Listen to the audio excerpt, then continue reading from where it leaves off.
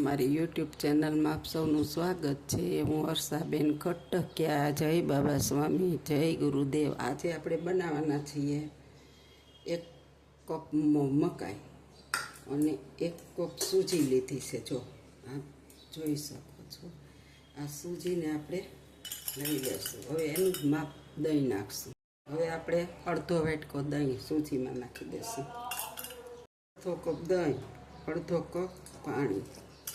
હવે આપણે આનું બેટર બનાવી લઈશું। એકવાર પલાળવા મૂકી દઈશું પરફેક્ટ।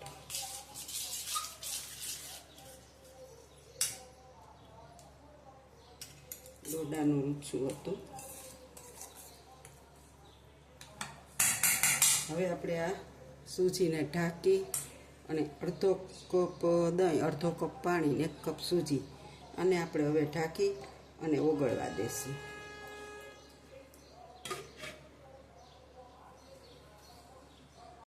હવે આપણે 1 કપ લીધા હતા ને, આ 1 કપ દાણા છે, જો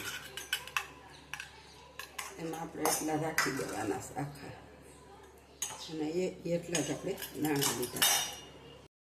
દાણાની અંદર આપણે 4-5 કળી લસણ નાખી દઈશું। લસણનો સ્વાદ બહુ સરસ આવે। તમે ન ખાતા હો તો સ્કીપ કરી દેવાય। અને આપણે આદું છીણીને નાખી એટલે ઝટ પીલાઈ જાય, નકર કટકો એકાદો એમને રહેતો હોય છે। એટલે આપણે આદું એટલું ખમણીથી છીણી લીધું છે।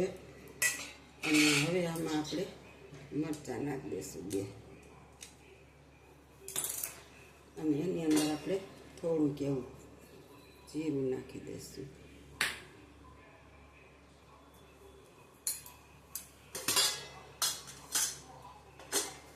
હવે આપણે આને પીસી લઈશું।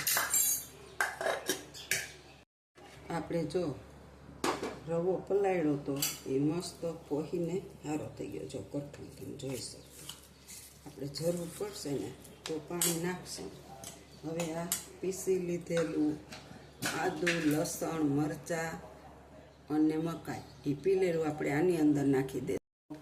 હવે આપણે આ મકાઈ પીસી છે ને બધી અંદર નાખી દઈશું, વેટ કરી દઈશું। આપણે આમાં પાણી તો બિલકુલ નાખ્યું જ નથી, પણ મકાઈ અત્યારે આ ચોમાસાની એટલી રસદાર છે ને કે મસ્ત સ્મૂથ બેટર બની ગયું।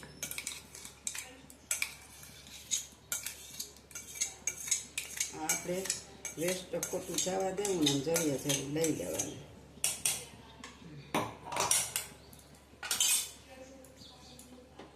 હવે આપણે આની અંદર હળદર પાવડર નાખશું,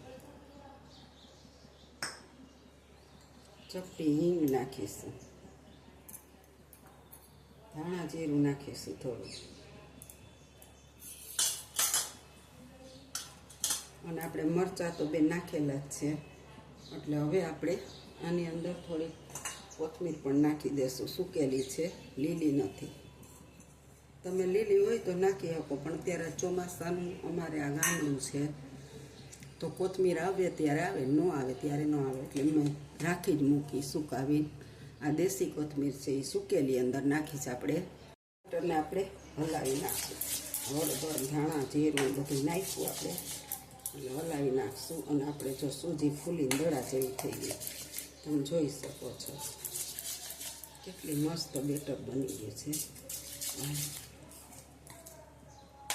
હવે આની ઉપર આપણે 5 ચમચી સોડા નાખીશું। જો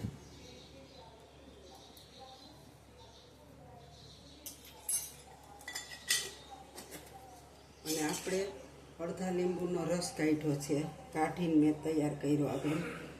જો આ લીંબુનો રસ છે એ આપણે આને માથે નાખી દઈશું, સોડા માથે।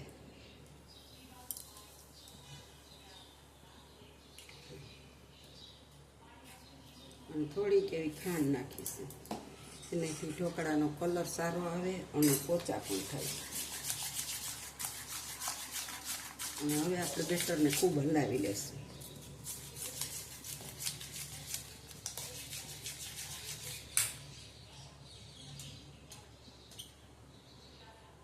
સહેજ હળદર નાખી ઓછી લાગે।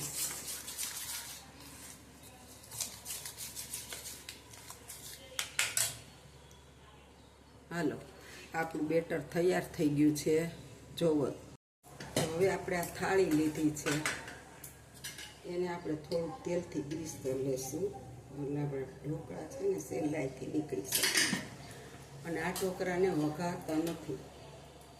આ ગરમે ગરમ અત્યારે નાસ્તા પૂરતી એક થાળી આપણે બનાવવાના છીએ. અને જો આપણે આમાં તેલ નાખી દીધું ને હવે આપણે એને ચોપડી લેશું. જો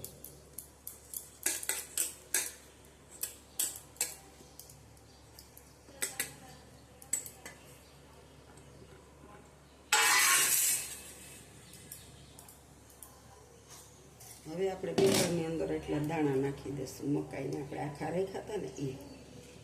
તમે જુઓ મસ્ત આપણું બેટર થોડીક વાર ફેંકી લઈએ. આપણે ગરમ પાણી થવા તો મૂકી જ દીધું છે જો ગેસ ઉપર. અને હવે આપણે આને ફૂલ ચલાવી લઈશું. થોડું બેટરને ઉમેરી લઈને એટલે ફૂલી જાય અંદરથી મસ્ત.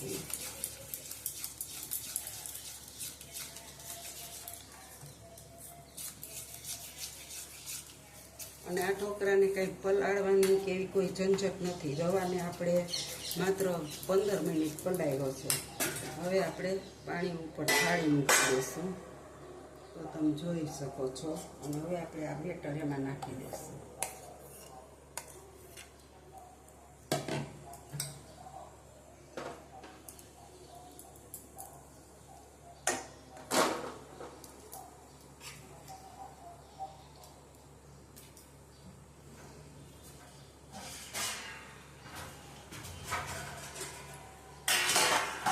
આની ઉપર આપણે થોડુંક મરચું પાવડર નાખી દઈશું. જો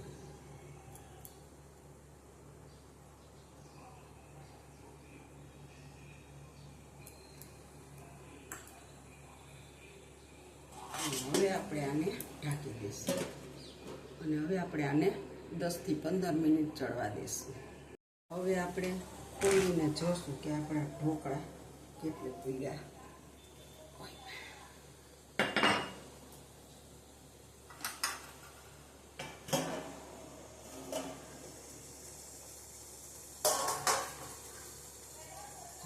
ઢોકળા મસ્ત બની ગયા છે.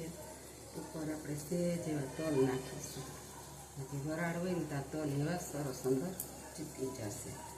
તો હવે આપણી થાળી મસ્ત ચડી ગઈ છે. તો આપણે એને ઉતારી લઈશું. જો તમે જોઈ શકો છો મકાઈના ઢોકળા કેટલા મસ્ત બન્યા છે. અને હવે આપણે એને ઠરવા દઈશું. અને હવે આપણે થોડુંક બેટર વધ્યું છે તો આપણે એને નાની ડીશમાં મૂકી દઈશું. અને પછી ફરીથી આપણે થાળી ઢાંકી દઈશું.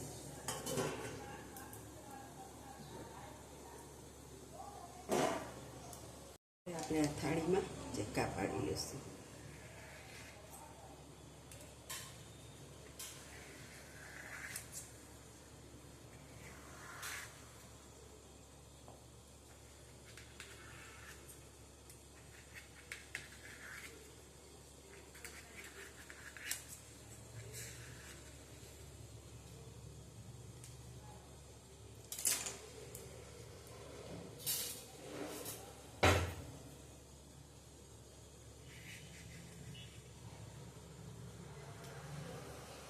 તમે જોઈ શકો છો જો આપણા ઢોકળા કેટલા અંદર જુઓ કેટલા પોચા આજો ચારી દેખાય મસ્ત.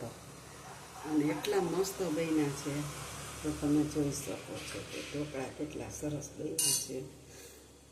તો આ ઢોકળાની રેસીપી સારી લાગે તો લાઈક કરજો, શેર કરજો, બેલ લાઈક બટન દબાવવાનું ભૂલતા નહીં. આવજો. જય બાબા સ્વામી, જય ગુરુદેવ. અને તમે પણ બનાવજો. કોમેન્ટમાં લખજો કેવા બને છે. પછી કહેજો બહુ સરસ બને છે. કારણ કે અત્યારે 4 વાગી ગયા 5. છોકરાઓને બહુ ભૂખ લાગી. મારી ઢીંગલી એક જ ઘેરે છે. બા મને કાંઈક બનાવી દઉં. મેં તો હાલો આજ મકાઈ છે ને એટલે એક થાળી ઢોકળા ને એક નાની. એટલે અમે મા દીકરી નાસ્તો થઈ ગયો.